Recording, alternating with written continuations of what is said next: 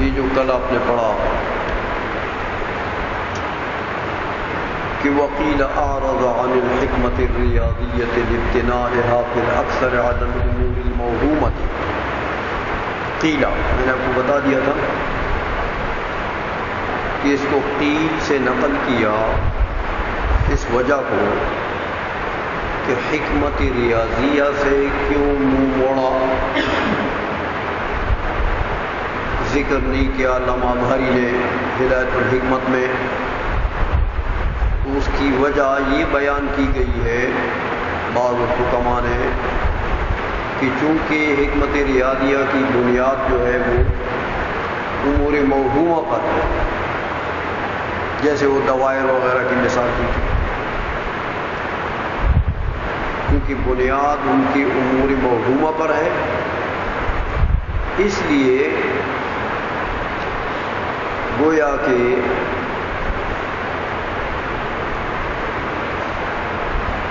اس کو اہمیت علامہ اظہری نے نہیں دی، یا وہمیات چیزیں ہیں، وہمیات سے بحث کوئی ضروری نہیں ہوتا۔ یہ جو وجہ ذکر کی ہے قیل سے، میر حسین میوزی رحمۃ اللہ علیہ فرماتے ہیں کہ وہ فیہ بحث، یہ جو وجہ ہے ریاضی سے اعراض کے لیے، اس پر اعتراض ہے۔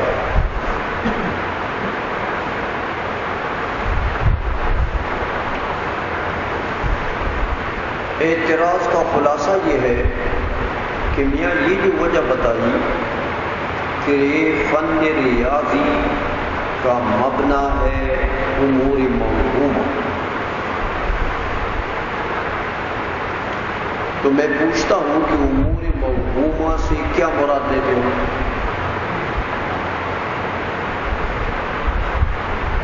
امور موہومہ سے اگر یہ مراد ہے کہ وہ امور اختراعیہ، امور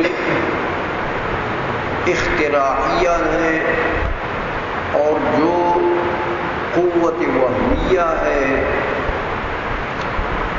انسان کے اندر، جو مدرکی جزیات ہیں، معانی جزیہ کا ادراک کرتا ہے، وہ وہم جو حواس خمسہ باطنہ میں سے ہے، تو اگر آپ کا مطلب یہ ہے کہ قوت وہمیہ اس کا اختراع کرتی ہے اور نفس الامر میں اس کا کوئی وجود نہیں ہے، امور موہومہ سے کیا مراد ہے کہ نفس الامر میں ان کا کوئی وجود نہیں ہے اور صرف قوت وہمیہ اس کا اختراع کرتی ہے، یعنی امور اختراعیہ، امور موہومہ سے اگر یہ مراد ہے کہ یہ وہمی اختراعات ہیں اور نفس الامر میں ان کا کوئی وجود نہیں ہے، اگر یہ مراد ہے امور موہومہ سے تو یہ بات تو غلط ہے، یہ ہم نہیں مانتے کہ علم ریاضی کی بنیاد ہے ایسے امور پر جو اختراعی امور، جن کا نفس الامر میں کوئی وجود ہو نہیں ہے، یہ بات غلط ہے۔ اس لیے کہ ہم آپ کو بتاتے ہیں کہ علم ریاضی میں جو انہوں نے مثالیں دی ہیں، کالدوائر الموہومۃ المبحوثۃ عنہا فی علم الہیئۃ، یہ قیل والے نے کہتے ہیں ہم آپ کو وہی امور بتاتے ہیں کہ وہ اختراعی نہیں ہے، بلکہ ان کا منشا خارج میں موجود ہے، نفس الامر میں موجود ہے۔ اختراعی اس انتزاعی کو کہتے ہیں جس کا منشا خارج میں نہ ہو، نفس الامر میں نہ ہو، بس من گھڑت بات ہو، اپنے ذہن سے آپ نے کوئی شے نکال، اس کا منشا خارج میں نہیں ہے، منشا انتزاع اس کا خارج میں نہیں ہے، تو ہم آپ کو بتاتے ہیں کہ یہ جو امور قد دوائر وغیرہ کی مثال آپ نے امور موہومہ کی دی ہے، یہ وہ اختراعی نہیں ہے، یہ نفس الامری ہے کہ دیکھو پورا گلوب نفس الامری چیز ہے نا. یہ بال جو ہے بال یہ خارج میں موجود نہیں. یہ جو بچے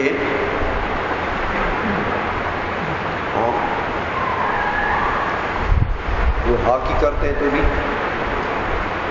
وہ بال کو وہ ڈنڈے سے مارتے ہیں، اور فٹ بال کرتے ہیں تو پیروں سے مارتے ہیں. تو وہ جو گول شے ہے وہ بال، وہ کرا ہے سمجھو.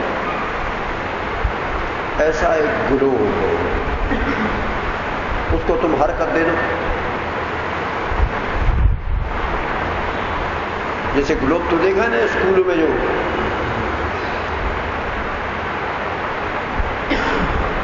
تو وہ دو جگہ سے پھنسا ہوا ہوتا ہے نا وہ اپنے محور کے اندر.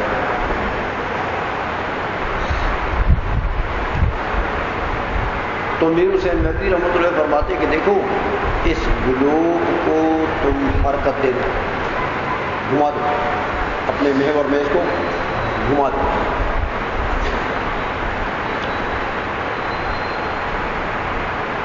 تو قاعدہ یہ ہوتا ہے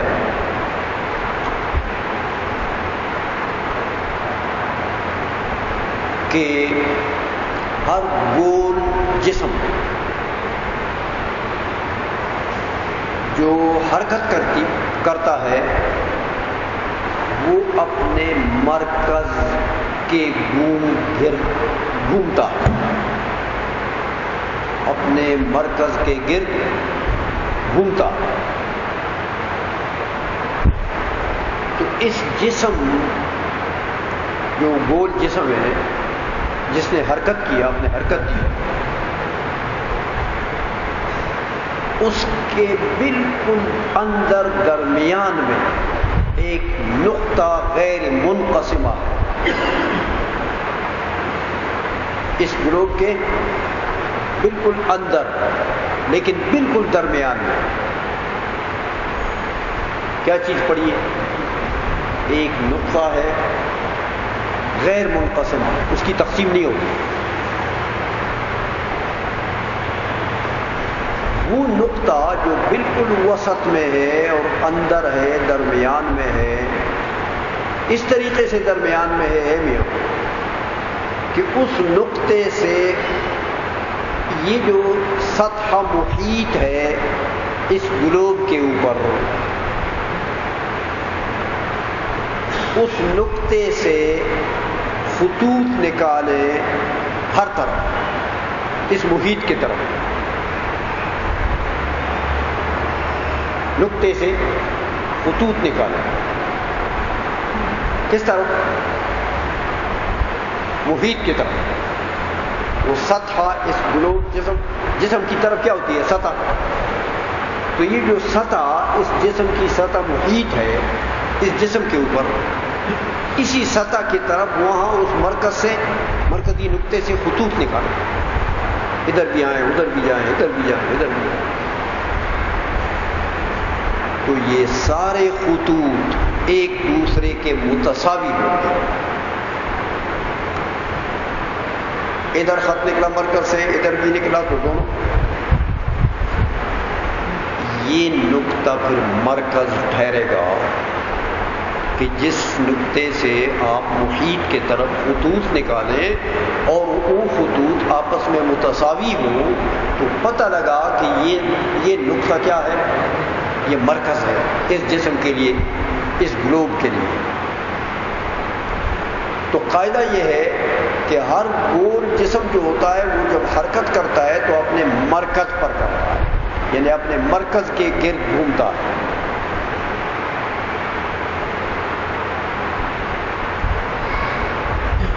تو اس گلوب کو جب آپ نے حرکت دی اور اس نے حرکت شروع کر دی اور اپنے مرکز پر گھومتا ہے تو میاں اس گلوب متحرک میں دو نقطے ایسے ہوں گے کہ وہ غیر متحرک ہوں گے. گلوب سارا تو متحرک ہے لیکن اس میں دو نقطے ایسے ہوں گے کہ وہ باوجود حرکت کے، گلوب کے حرکت کے، وہ نقطے حرکت نہیں کر رہے. وہ ایک قطب شمالی اور ایک قطب جنوبی. وہ نہیں وہ کیل جو لگا وہ ہوتا ہے ادھر بھی اس جسم کے ساتھ اور ادھر سے بھی، دیکھا ہے؟ تو وہ کیل جو ٹچ کر رہا ہے اس گلوب کے جس جز کو، وہ کیل تو باہر ہوتا ہے نا، تو اس گلوب کے جس جز کو وہ کیل ادھر سے ٹچ کر رہا ہے اور ادھر سے بھی کیل ٹچ کر رہا ہے، تو گلوب کی وہ جز اس کو کیا کہتے ہیں؟ قطب. قطب شمالی اور قطب، وہ جو جز ہے وہ قطبین کہلاتے ہیں، دونوں جز ہیں، اور وہ غیر متحرک ہوتے ہیں. اچھا، تو قطبین بھی نکلے گلوب کے اندر، مرکز بھی نکلا، قطبین بھی نکلے. سمجھ آئیے؟ اچھا، اب ان قطبین کے بالکل درمیان اوپر آ جاؤ. یہ قطب ہے، یہ بھی قطب ہے. تو جو اوپر کی محیط سطح ہے گلوب کا، اس قطب سے بھی اس قطب سے بھی خط نکالو اس سطح کے اوپر، تو وہ خط ایک نقطے پر مل جائیں گے. کون سے نقطے پر؟ جو بالکل، کیونکہ خطوط تو آپ قطب سے نکالیں گے یا مرکز سے نکالیں گے محیط کی طرف، وہ خطوط آپس میں برابر ہوں گے. تو یہ جس نقطے پر دو خط سطح کے اوپر آپ نے نکالے، یہ جہاں ملیں گے یہ گلوب کا انتہائی وسط ہوگا اس سطح کا. بات سمجھ میں آ رہی ہے؟ اس نقطے کے اوپر ذرا پرکار رکھو. کس نقطے پر؟ جس نقطے پر یہ قطبین سے دونوں خط لا کر مل گئے، تو یہ گلوب کا بالکل سطح کا وسط ہوگا. وہ نقطہ جس پر دو خط مل گئے اس کے اوپر پرکار رکھو اور اس کو حرکت دو، تو ایک خط بن جائے گا نا. اس سطح کے اوپر آپ نے اسی پر پرکار رکھا ہے، حرکت دی، وہ دائرہ بن گیا. یہ دائرہ سب سے بڑا دائرہ ہے اس کرے کے جسم پر. اس کو کہتے ہیں منطقۃ البروج. یہ وسط، بالکل وسط پر آیا، درمیان پر. اب اس منطقۃ البروج سے قطب جنوبی کی طرف بھی تو حصہ ہے کرے کا. آدھا کرہ تو ادھر ہے نا، قطب جنوبی کی طرف ہے اس منطقۃ البروج سے، اور آدھا کرہ قطب شمالی کی طرف ہے. وہ جو آدھا حصہ ہے اس منطقۃ البروج کے بالکل مساوی، مثلا فرض کریں 1 انچ کے فاصلے پر منطقۃ البروج سے قطب شمالی یا قطب جنوبی کی طرف 1 انچ چلے جاؤ. منطقۃ البروج سے قطب جنوبی کی طرف فرض کرو 1 انچ کا فاصلہ رکھو اور پرکار رکھو وہاں پر، پھر گلوب کو حرکت دو، ایک دائرہ بن جائے جو منطقۃ البروج سے چھوٹا ہو. اچھا، اس دائرے سے بھی 1 انچ کے فاصلے پر پھر پرکار رکھو، پھر حرکت دو، ایک اور دائرہ نکلے گا جو اس پہلے والے دائرے سے بھی چھوٹا ہوگا، کیونکہ میدان چھوٹا ہو رہا ہے. سمجھا رہی ہے؟ اسی طرح دوائر بناتے رہو، ہر دائرہ دوسرے بنے ہوئے اوپر کے دائرے سے چھوٹا ہو، حتیٰ کہ وہ قطب جنوبی کے متصل جو دائرہ ہوگا وہ سب سے چھوٹا ہو۔ اسی طرح قطب شمالی کی طرف بھی چلے جائے، 1 انچ کے فاصلے پر پیکار رکھو، گلوب کو حرکت دو، دائرہ بنے گا، منطقۃ البروج سے چھوٹا ہوگا۔ بات سمجھ رہے ہو کہ ویسے بھینسوں کے سامنے بیڑ بجا رہا ہو؟ سمجھ رہے ہو؟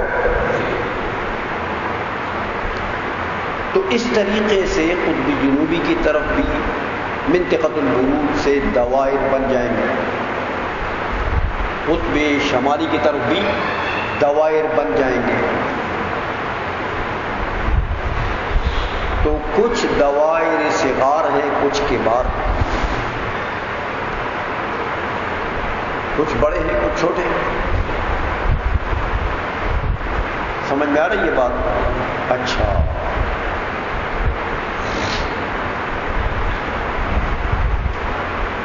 اب یہ جو دائرے بن گئے ہیں، اب اس گلوب کو حرکت دو تو میں منطقۃ البروج کے اوپر ایک طالب علم کو سوار کرو، اس کے ساتھ متصل دائرہ ہے، اس کے مقابلے میں اس کے اوپر دوسرا طالب علم بٹھا دو، اس سے جو چھوٹا ہے وہاں اس کے مقابلے میں بالکل اس کے موازات میں تیسرا بٹھا دو، پھر حرکت دو۔ اسی طرح ہر دائرے پر ایک طالب علم بٹھا دو، لیکن موازات میں بالکل ایک دوسرے کے مقابل بالکل، ایسا نہ ہو کہ ایک ادھر بیٹھا ہو دوسرا ادھر بیٹھا ہو، موازات میں حرکت دو۔ تو میاں وہ جو سب سے اوپر بیٹھا ہے اس کی حرکت کیا ہوگی؟ تیز۔ دیکھو گلوب جو ہے وہ جس نقطے سے چلا ہے، سارے جو طالب علم بیٹھے ہوئے ادھر اس کے ایک دوسرے کے موازات میں، تو جب گلوب واپس آئے گا اس نقطے پر تو سارے آ جائیں گے نا واپس ادھر، تو ٹائم تو ایک کتنا لگا؟ فرض کرو 1 منٹ میں یہ ادھر سے چلا تو واپس ادھر آ گیا، تو سارے جتنے بیٹھے تھے دائروں میں سارے ادھر آ گئے، تو ٹائم تو سب کا ایک کتنا لگا؟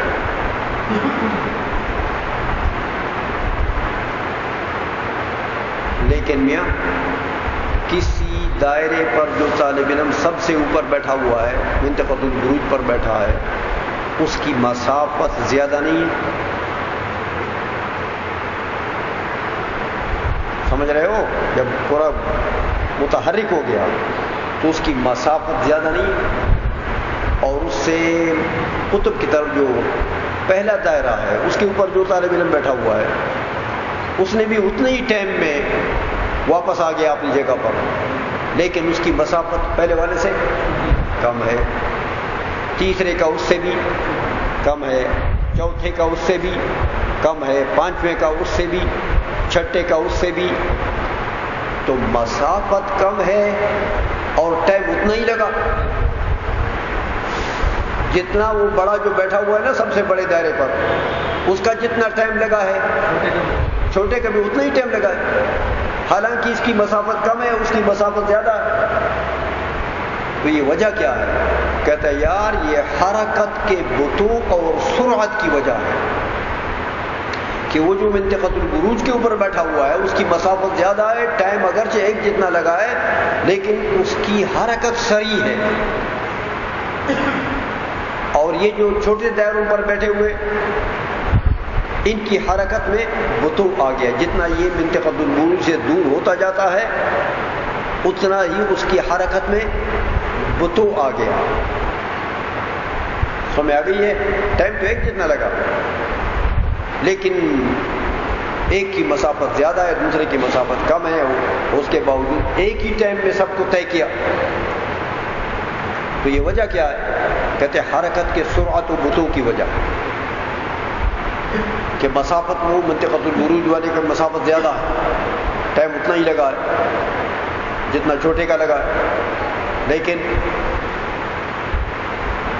ٹائم ایک ہونے کے باوجود وہ اس کی مسافت زیادہ ہے، اس کی مسافت کم ہے، ٹائم ایک جتنا لگا، طے ہوا، وہ ساری مسافت طے ہو گئی ہے اسی ایک منٹ میں سب کی۔ تو فرماتے وجہ کیا ہے کہ جتنا بڑا دائرہ ہے کوئی، اس کی حرکت سریع ہے، تیز ہے، اور جتنا چھوٹا ہوتا جاتا ہے اتنی ہی اس کی حرکت بطیء ہو جاتی ہے، سست ہو جاتی ہے، کم ہو جاتی ہے۔ سمجھے ہو؟ تو اب دیکھو میاں، قرا سے قطبین نکلے، قطبین، منطقۃ البروج نکلا، دوائر صغار نکلے، مرکز نکلا، سمجھ میں آئیے؟ لیکن یہ ساری چیزیں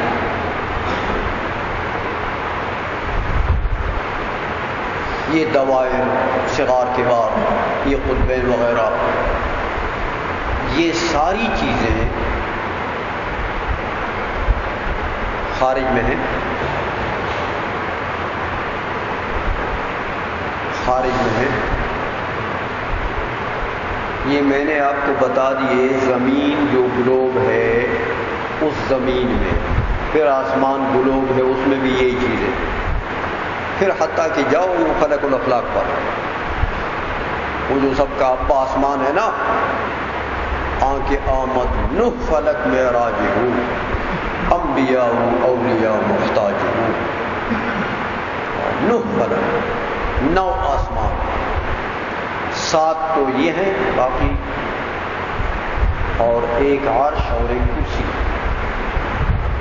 تو 9 آسمان ہیں۔ فلاسفہ یہ 9 آسمان کہتے ہیں، اہل تصوف نے بھی مانا ہے، اور یہ شعر ہے کہ آنکھ آمد نہ فلک معراج کو، وہ ذات بابرکات جس کی معراج 9 افلاک سے گزرنے پر ہے،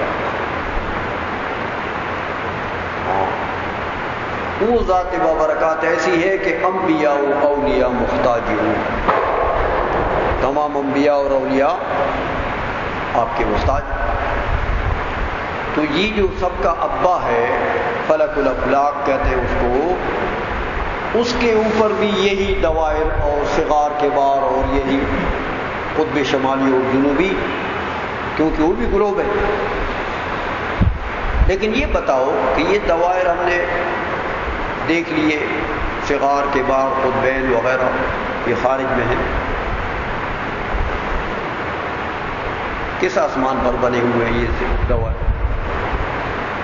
زمین کے گلوب کے اوپر کدھر بنے ہوئے ہیں؟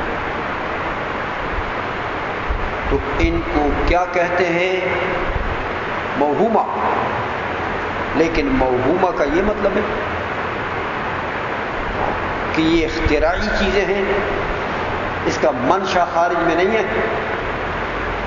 منشا تو خارج میں ہے نا، یہ قرا جو میں نے آپ کو بتا دیا، اسی قرے سے انتزاع ہوا نا اس منطقۃ البروج کا اور ان دوائر صغار کا۔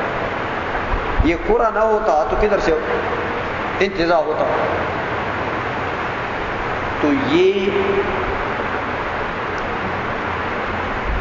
ایسی چیزیں نہیں ہیں جن کو ہم موہومہ بمانا اختراعی کہہ دیں کہ اس کا منشا خارج میں نہ ہو، بلکہ یہ تو یہ نفس الامری چیزیں ہیں، کیونکہ اس کا منشا نفس الامر میں موجود ہے۔ وہ گلوب ہے تو زمین بھی گلوب ہے، اور فلک الافلاک بھی گلوب ہے، اور آسمان گلوب، تو یہ ان کے مناشی ہے، سمجھ رہے ہو؟ لہذا ان چیزوں کے اوپر مبنا ہے علم ریاضی کا، لیکن یہ چیزیں تو موہوم بمعنی اختراعی نہیں ہے، نفس الامری ہے۔ اچھا، تو اگر موہومہ کا معنی یہ لیا ہے کہ یہ اختراعی چیزیں، تو یہ تو بات غلط ہے۔ ہاں، یہ جو قیل والے نے کہا کہ ریاضی کا دار و مدار چونکہ امور موہومہ پر ہے اس لیے اعراض کر دیا، علامہ ابہری نے اعراض کر دیا، تو موہومہ کا معنی اگر اختراعی ہے تو یہ بات تو غلط ہے، یہ اب نہیں مانتے کہ یہ اختراعی ہے، یہ تو نفس الامری چیز ہے، ان کا منشا خارج میں موجود ہے۔ تو یہ تو میاں کا انیاب الاغوال نہیں ہے۔ اختراعیات کی مثال علماء دیتے انیاب الاغوال۔ اے میاں، اغوال غول کی جمع ہے، غول کہتے ہیں ایک بلا کو، پشتو میں بلا کہتے ہیں، سمجھائیے، ایک بہت بڑا عفریت من الجن، بڑی بلا عفریت من الجن، بال بھی اس کے بکھرے ہوئے ہو، بڑا سا سار ہے اس کا، اتنا موٹا تازہ ہے، اور وہ رات کو آپ کے پاس آ جائے رات کے اندھیرے بکھرے ہوئے بال جو ایسے موٹا سا، رت کی آنکھیں بڑی بڑی، اور سارے بدن پر بال، ایسی ایک شے رات کو آپ کے پاس آ جائے اندھیرے میں،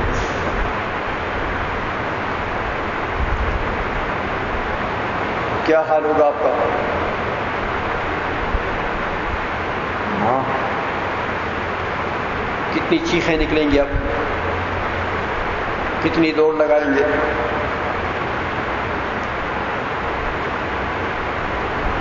تو یہ ہے غول، اور غول کے پھر تارے، بڑے بڑے دانت سامنے سے نکلے ہوئے،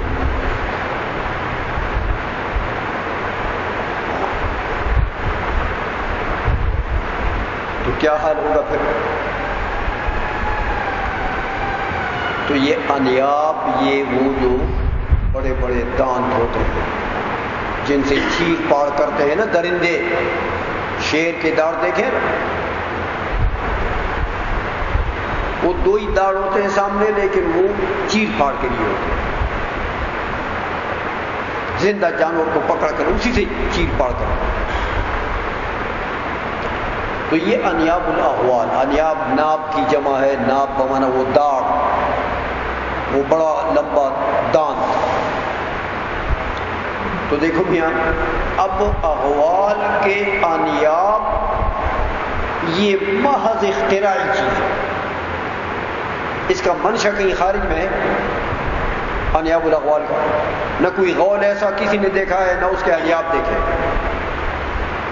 تو یہ محض اختراعی چیز ہے،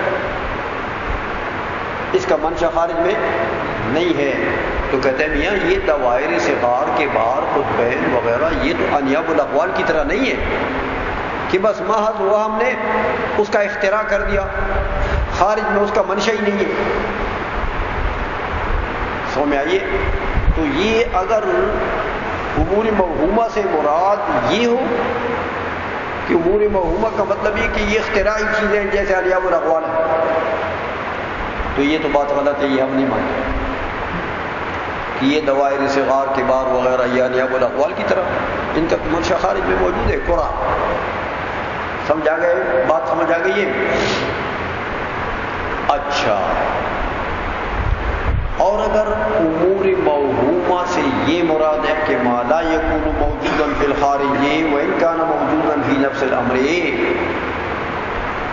سمجھا گئی ہے کہ امور موہومہ اس کو کہتے ہیں کہ خارج میں نہ، امور خارجیہ نہ، اگرچہ نفس الامر میں ہو، شے نفس الامر یہ اعتباری نہیں ہے، فرض فارض پر اس کا وجود موقوف نہیں ہے، اس کا منشا ہے خارج میں، لیکن خود خارج میں موجود نہیں ہے۔ اگر یہ معنی لیتے ہو امور موہومہ کا تو فلا نسلم ان الابتناء علیہا یصلح علتا للاعراض، پھر ہم یہ بات نہیں مانتے کہ میں ایسے امور پر ابتناء علت اعراض ہو سکتا ہے۔ ہاں کہ اعراض ریاضی سے کیوں کیا علامہ بھاری نے، ہاں کہ یہ امور موہومہ ہے، ان کی بنا امور موہومہ پر، تو امور موہومہ سے کیا مطلب کہ خارج میں نہیں ہے۔ نفس الامر میں اگرچہ ان کا منشا ہے، خارج میں نہیں ہے، اس لیے اعراض کیا۔ تو پھر ہم یہ نہیں مانتے کہ یہ وجہ اعراض ہو سکتا ہے، علت اعراض یہ شے نہیں ہو سکتی۔ سمجھ میں آ گئی ہے؟ دیکھو میاں،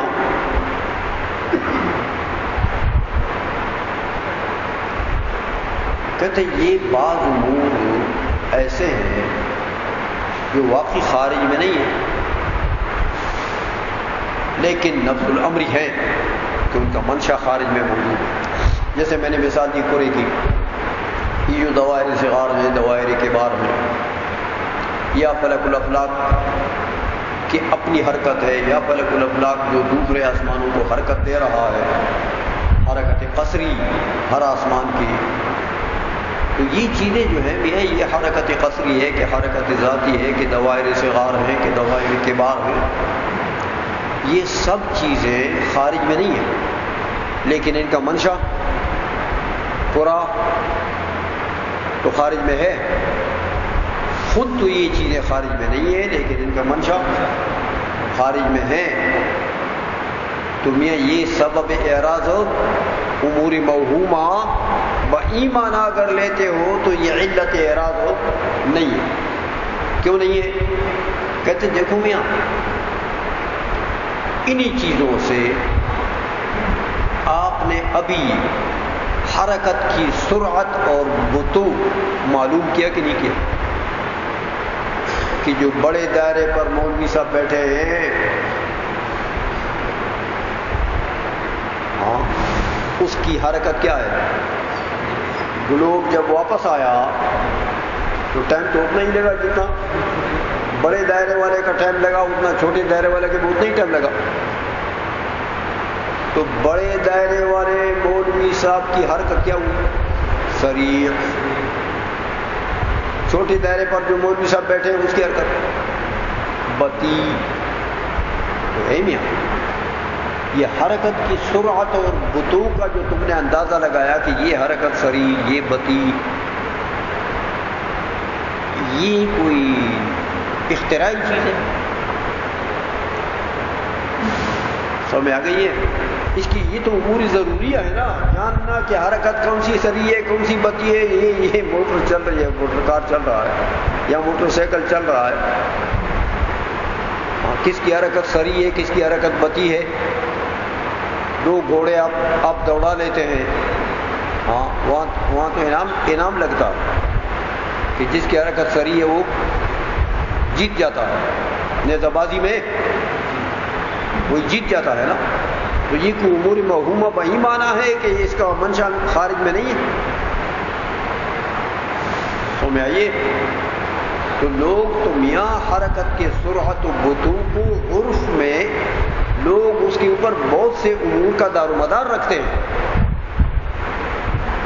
کہ جس گھوڑے کی حرکت سریع ہوگی، ہاں میاں وہ نیزہ بازی میں جیت جائے گا، انعام لینے۔ تو یہ تو انعامات ملتے ہیں اس کے اوپر، تو یہ اعراض کے لیے تو سبب نہیں ہے یہ۔ اسی طرح دیکھو، جہاد کا پتہ لگتا ہے، جہاد کا پتہ لگتا ہے اسی گلوب سے۔ یہ گلوب کو آپ نے حرکت دی، تو دو نقطے نکل آئے، وہ جو قطب شمالی ہے یا قطب جنوبی ہے وہ دو نقطے نکلے، تو اے میاں جس طرف قطب شمالی ہے وہ جانب شمال، اور جس طرف قطب جنوبی ہے وہ جانب جنوب. تو یہ جنوب اور شمال جو آپ نے پہچان لیا کس کی برکت سے؟ اسی گلوب کے حرکت کی وجہ سے.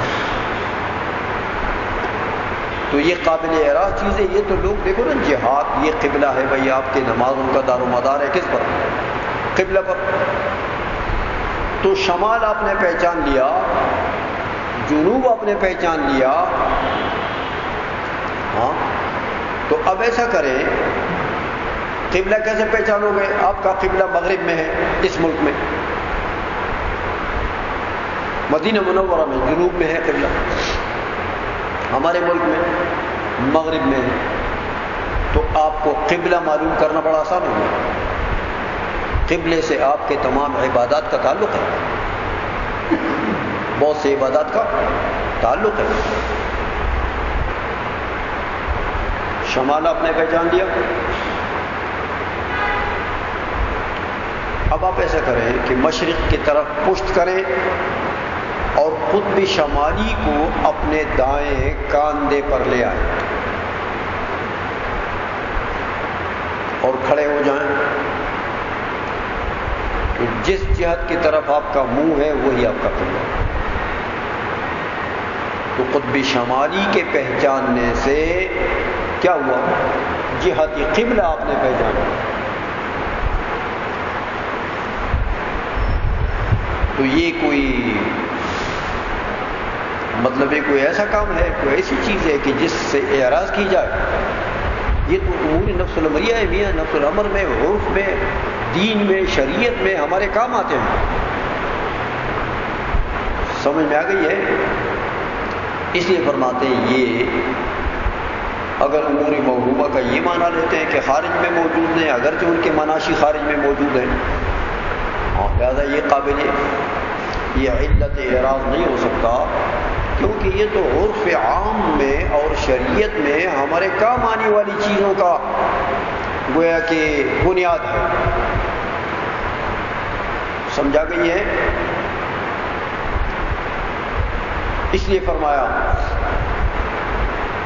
کہ میاں یہ جہاد کا بھی پتہ لگتا ہے، اس سے سرعت و بط و حرکات کے پتہ لگ جاتا ہے، ان سے یہ ساری چیزیں تو ہمارے لیے ضروری ہیں.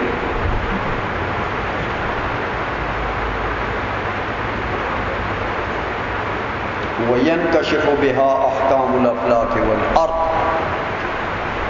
اور انہی امور کی وجہ سے آسمانوں اور زمین کے احوال کا ہمیں پتہ لگتا ہے. میاں آسمان کے حرکت کا پتہ لگا کہ میاں ہر آسمان کی ایک حرکت ذاتیہ ہے، ایک حرکت قصریہ ہے، حرکت عارضی جس کو کہتے ہیں، جو فلک الافلاک دیتا ہے.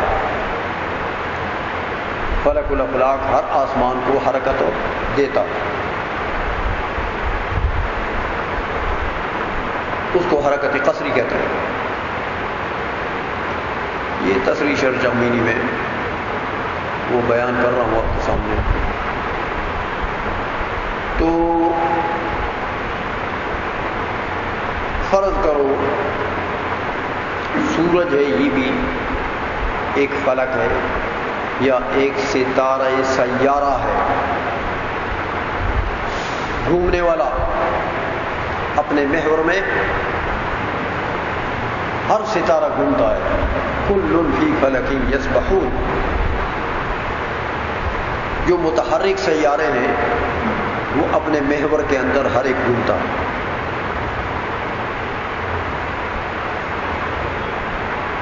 فرض کرو جیسے قدیم سائنسدان کہتے ہیں کہ سورج چوتھے آسمان میں ہے، تو چوتھے آسمان کی ایک اپنی حرکت ہے. اسی طرح ہر آسمان کی حرکت ذاتیہ، اور ایک حرکت قصریہ ہے جو فلک الافلاک دیتا ہے. تو چوتھے آسمان کی حرکت ذاتیہ تو مغرب سے مشرق کی طرف، مغرب سے مشرق کی طرف یوں گھومتا، لیکن فلک الافلاک حرکت دے رہا ہے، میں نے اس دن آپ کو بتایا تھا، وہ مشرق سے مغرب کی طرف چوتھے آسمان کو گھما رہا ہے۔ اس کی اپنی حرکت ایسی ہے، مغرب سے مشرق کی طرف، فلک الافلاک اس کو حرکت دے رہا ہے مشرق سے مغرب کی طرف۔ تو رات دن جو پیدا ہوتا ہے یہ اس حرکت قصریہ سے، فلک الافلاک جو حرکت دے رہا ہے اس سے یہ پیدا ہوتا ہے۔ تو فلک رابع کے دو حرکتیں ہو گئی ہیں، ایک اس کی حرکت ذاتیہ اور ایک حرکت قصریہ۔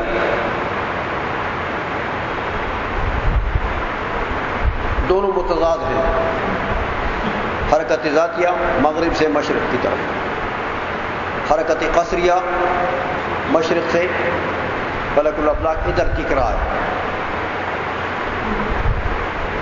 تو ایسا ہو سکتا ہے کہ ایک چیز کی دو حرکتیں ہوں،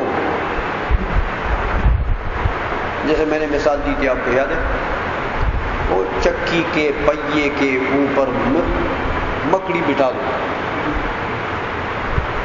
چیونٹی بٹھا دو، یا کوئی مکڑی دیکھو وہ بٹھا دو، چکی کا پہیا گھوم رہا ہے، تم اس کے وہ مکڑی کا منہ اس دوسری طرف کر،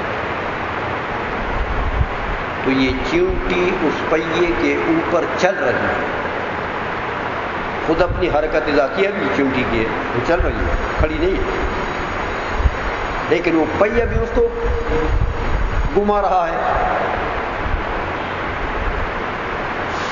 تو چیونٹی کی کتنی حرکتیں ہو گئی؟ دو، ایک اس کی حرکت ذاتیہ جو خود چلتی ہے، اپنے پیروں سے چلتی ہے پہیے کے اوپر، اور ایک اس کی حرکت قصریہ جو پہیا اس کو گھما رہا ہے۔ اسی طرح ہر فلک کی دو حرکتیں۔ تو چوتھا آسمان جو ہے جہاں سورج ہے اس کی حرکت قصریہ ہے یہ کہ مشرق سے مغرب کی طرف ہو، اس سے رات دن بنتے ہیں۔ مشرق میں جب طلوع ہو جائے دن ہو گیا، مغرب میں غروب ہو جائے تو رات ہو گئی۔ سمجھا گئی ہے؟ دنیا یہ چیزیں جو ہے یہ تو لفظ امری چیزیں ہیں اور ہماری ضرورت ہے۔ ان کو کیا ایسے امور موہومہ ہم کہیں گے کہ یار ان کا نہ خارج میں وجود ہے اور نہ نفل امر میں وجود ہے، ان کا منشا ہی نہیں ہے، یہ ایسے امور ہے؟ یہ تو نفل امری چیزیں ہیں، سمجھ میں آ رہی ہے؟ اس لیے یہ علت اعراض بنانا اس کو، یہ بات غلط ہے، یہ علت اعراض ہو نہیں ہے۔ یہ اعتراض کر دیا میر حسین میگزی رحمۃ اللہ علیہ نے وہ قیل والے کے بات پر کہ بھائی ریاضی سے اعراض کیوں کیا کہ ان کی اس کی بنا امور موہومہ پر، تو اس پر اعتراض کرتے ہیں کہ امور موہومہ سے اگر یہ مراد ہے تو بات غلط ہے، امور موہومہ سے اگر یہ مراد ہے تو قابل اعراض شے نہیں ہے۔ یہ ترجمہ کرو میاں، وفیہ بحث، یہ جو علت انہوں نے بیان کی ہے کہ اس کی بنا امور موہومہ پر ہے، اس میں بحث ہے۔ لأنه ان اراد بالامور الموہومۃ، کہ امور موہومہ سے اگر اس نے مراد یہ لیا ہے کہ ما لا یکون موجودا فی نفس الامر ویخترعه الوهم، کہ جو شے موجود نفس الامر نہ ہو اور اس کا اختراع وہم کرے، اگر یہ مراد ہے امور موہومہ سے تو فلا نسلم ابتناء الریاض علیہا، پھر تو ہم نہیں مانتے کہ ریاضی کی بنا ایسی چیزوں پر ہے۔ سمجھ آ گئی ہے؟ اذ لا شک ان الکرۃ اذا تحرکت علی مرکزها، کہ شک نہیں کہ جب کرہ حرکت کرے اپنے مرکز پر، مرکز میں نے بتا دیا مرکز درمیان والا نقطہ، تو جب کرہ حرکت کرے اپنے مرکز پر فلا بد ان یفرض فیہا نقطتان، لابدی ہے کہ اس کرے میں اس کرہ کی سطح میں 2 نقطے فرض کیے جائیں. 2 نقطے، ایسے 2 نقطے کہ لا حرکت لہما اصلاً، کہ وہ بالکل متحرک نہیں ہے. وہما القطبان، اور وہ 2 نقطے کون سے؟ قطب شمالی اور قطب جنوبی. ایک تو یہ کرہ حرکت کرے تو 2 چیزیں یہ نکلی. دوسری وَأَن يُفْرَضَ بَيْنَهُمَا دَائِرَةٌ عَظِيمَةٌ فِي حَاقِ الْوَسَطِ، اور اس سے بھی لابدی ہے کہ کرہ جب حرکت کرے تو وہاں 2 قطبین کے درمیان میں ایک دائرہ عظیمہ بالکل درمیان میں فرض کیا جائے،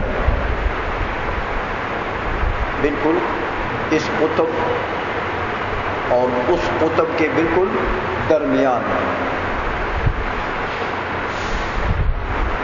وَتَكُونُ الْحَرَكَةُ عَلَيْهَا سَرِيعَةً، اور اسی دائرے کی حرکت کیا ہوگی؟ سریع ہوگی. وَهِيَ الْمِنْطِقَةُ، اس کو منطقۃ البروج کہتے ہیں. یہ پھر وَأَن يُفْرَضَ عَنْ جَنْبَيْهَا دَوَائِرُ صِغَارٌ، اور پھر یہ بھی لابدی ہے کہ اس منطقۃ البروج کے دونوں جانبین میں چھوٹے چھوٹے دائرے فرض کیے جائیں.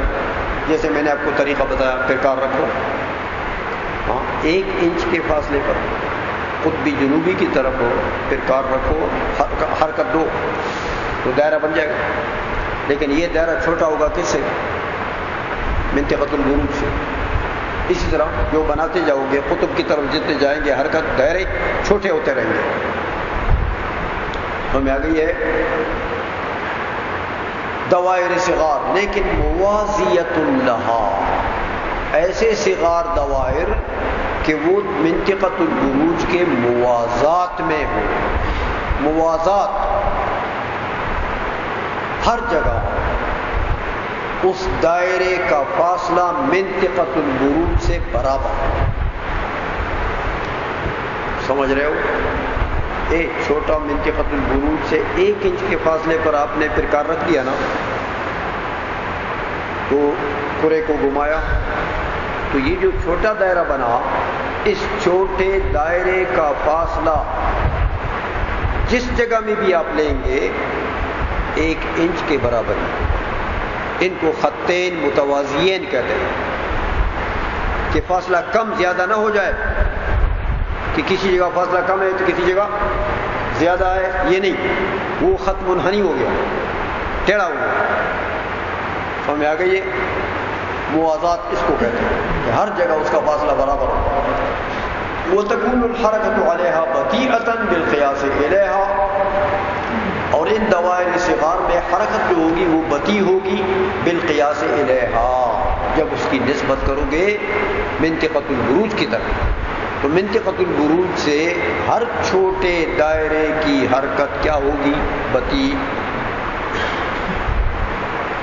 لیکن متفاوتاً جداً، آپس میں بھی ان کا تفاوت ہوگا کہ جتنا دائرہ چھوٹا ہے اتنی اسی کی حرکت بطیء ہوگی، جتنا دائرہ بڑا ہوتا جاتا ہے اتنے اس کے حرکت میں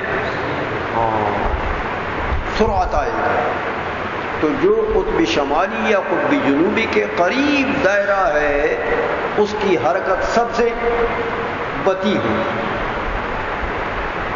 فما هو اقرب الى القطب يكون ابطأ مما هو اقرب من المنطقة، تو جو دائرہ قطب کے قریب ہے حامیہ وہ ابطأ ہوگا مما هو اقرب من المنطقة، اس دائرے کی حرکت سے جو منطقہ کے قریب ہے. منطقہ کا جتنا قریب دائرہ ہوتا جاتا ہے اتنی حرکت میں سرعت آئے گی. منطقہ سے جتنی دوری آئے گی اور قطب کی طرف قرب آئے گا اتنی حرکت میں بطوء آئے گا. فاصلہ تھوڑا ہے نا. سمجھ آ گئی ہے؟ فرماتے ہیں اب کہ فہذہ وامثالھا، یہ چیزیں یہ قطبین کو دیکھو، دوائر صغار کو دیکھو، کبار کو دیکھو، مرکز کو دیکھو، یہ چیزیں یا ان کے امثال، یہ وَإِن لَمْ تَكُنْ مَوْجُودَةً فِي الْخَارِجِ، یہ اگرچہ یہ خارج میں تو موجود نہیں ہے، لَكِنَّهَا أُمُورٌ مَوْهُومَةٌ مُتَخَيِّلَةٌ تَخَيُّلًا صَحِيحًا مُطَابِقًا لِمَا فِي نَفْسِ الْأَمْرِ۔ ہاں خارج میں تو یہ موجود نہیں ہے، لیکن یہ امور موہومہ متخیلہ ہیں، یعنی خیال، قوت خیالیہ میں موجود ہیں، لیکن کیسا تخیل ہے؟ تخیلا صحیح، صحیح تخیل ہے، اور مطابقا لما فی نفس الامر، نفس الامر کے بالکل مطابق ہے۔ سمجھ آئیے؟ کما تشہد بہ الفطرۃ السلیمۃ، جیسے فطرت سلیمہ اس کے اوپر شاہد ہے، گواہ ہے۔ وَلَيْسَتْ مِمَّا يَخْتَرِعُهُ الْوَهْمُ، اور ایسا نہیں ہے کہ ان چیزوں کا اختراع وہم نے کیا، امور اختراعیہ نہیں ہے، کَأَنْيَابِ الْأَغْوَالِ، جیسے انیاب الاغوال ایک امر اختراعی ہے، نفس الامر میں اس کا کوئی وجود ہو کہاں ہے؟ ایسی بلا، اتنی داڑھیں ہوں، بکھرے بال، سارا بدن پر لمبے لمبے بال ہو، اور ایک بڑی شے ہو، کدھر ہے؟ تو نہ اس کی داڑھیں جو ہیں وہ نفس الامر میں ہے، نہ وہ بلا نفس الامر میں ہے۔ سمجھ میں آ گئی ہے؟ لہذا یہ تو ختم ہو گیا۔ آگے فرماتے ہیں وَإِنْ أَرَادَ بِهَا مَا لَا يَكُونُ مَوْجُودًا فِي الْخَارِجِ، اگر امور موہومہ سے مراد یہ کہ خارج میں موجود نہیں ہے، وَإِنْ كَانَ مَوْجُودًا فِي نَفْسِ الْأَمْرِ، اگر نفس الامر میں ہے لیکن خارج میں نہیں ہے، اس لیے قابل اعراض ہے۔ کہتے فَلَا نُسَلِّمُ أَنَّ الْابْتِنَاءَ عَلَيْهَا يَصِحُ عِلَّةً لِلْإِعْرَاضِ، پھر ہم یہ نہیں مانتے کہ ان کے اوپر ابتناء جو ہے یہ علت اعراض ہے۔ یہ کیسے علت اعراض بنے گا؟ وَيَنْضَبِطُ بِهَا أَحْوَالُ الْحَرَكَاتِ، انہی چیزوں کی وجہ سے حرکات کے احوال میں ضبط آتا ہے۔ اے میاں، حرکت کو آپ ضبط کر سکیں کہ حرکت سریعہ ہے، 1 گھنٹے میں کتنا فاصلہ طے ہوگا، یہ جو ہم کرتے ہیں نا،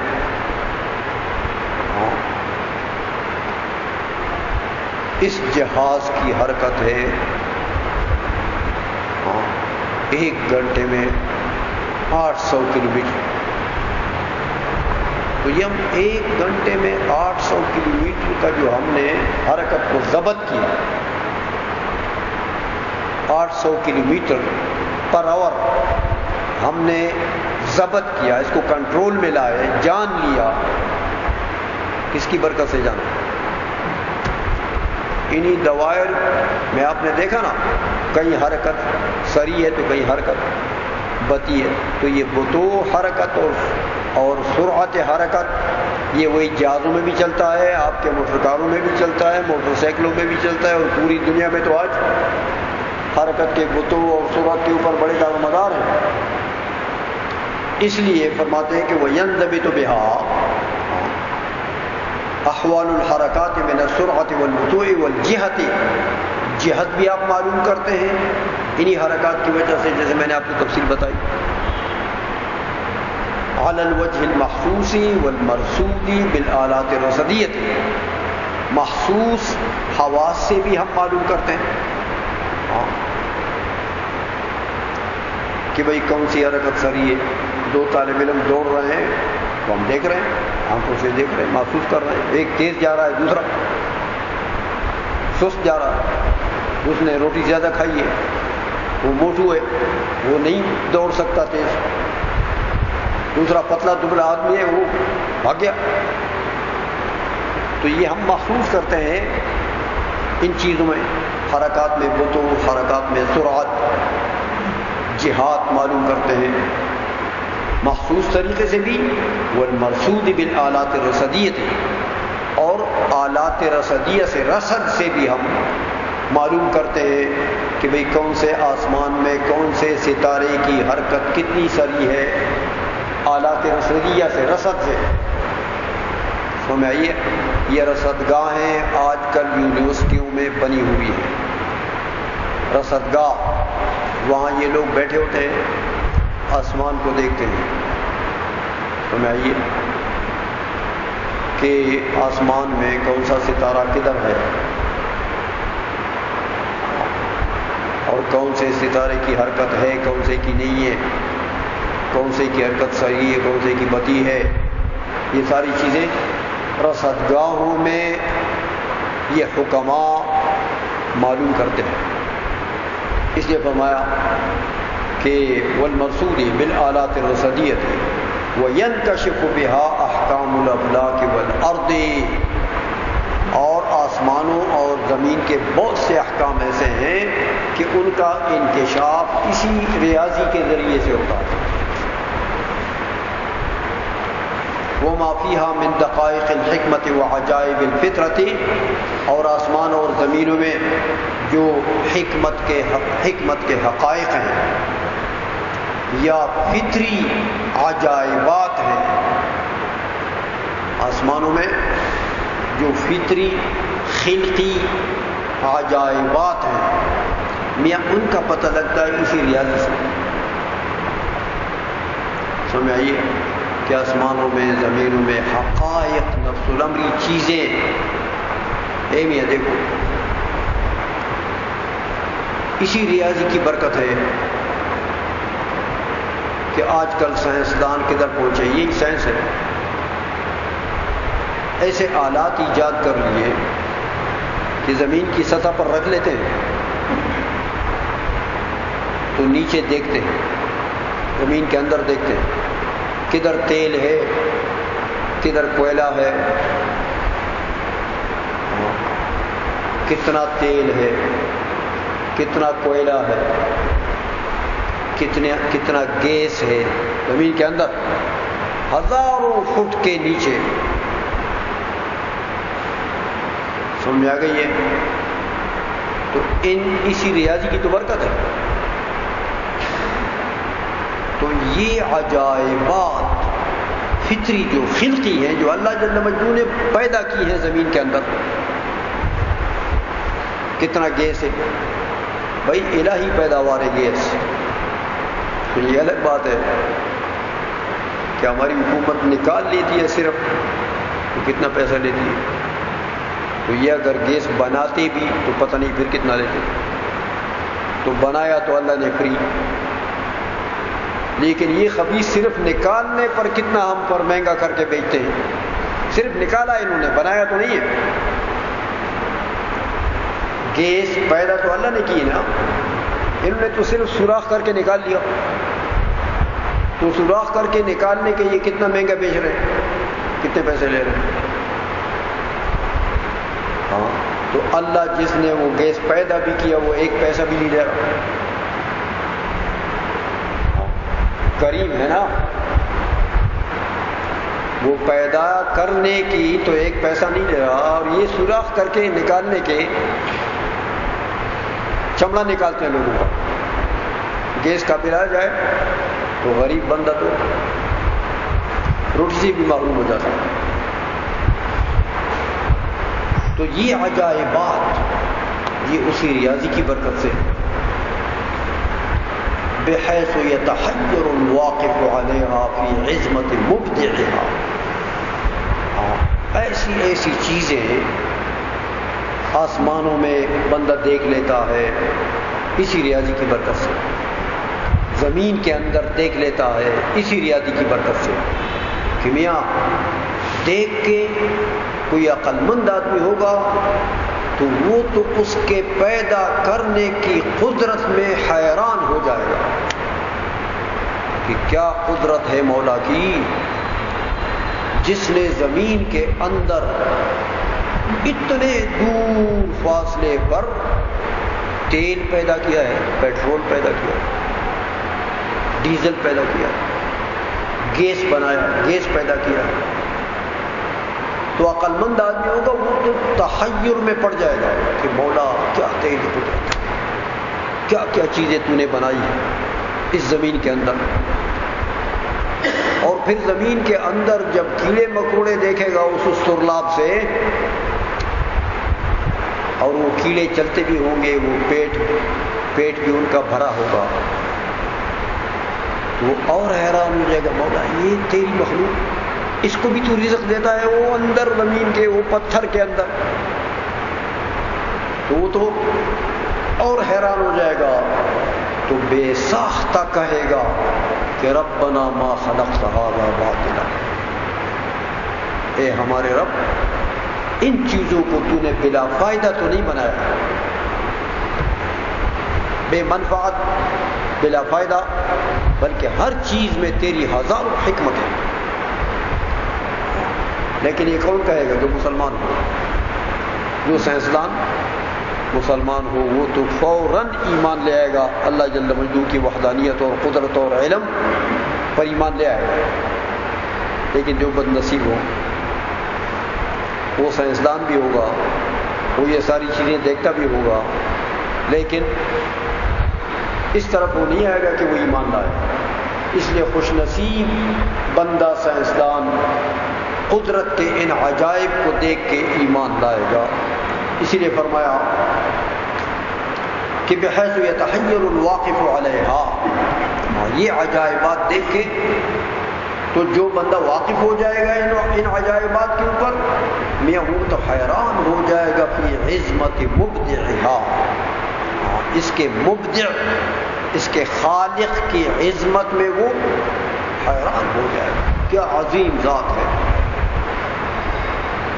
قائلا، اسی وقت یہ کہے گا کہ ربنا ما خلقت هذا باطلا، مولا یہ کائنات، یہ زمین اور یہ مخلوقات جو تو نے اس میں پیدا کی ہے، اور یہ دریائیں اور اس میں جو مخلوق پیدا کی ہے، اور یہ آسمان اور فضائیں جس میں یہ مخلوق پیدا کی ہے، مولا تیری ہزار ہزار نعمتیں، حکمتیں ہیں، اس کے اندر یہ بلا منفعت نہیں، بلا فائدہ نہیں۔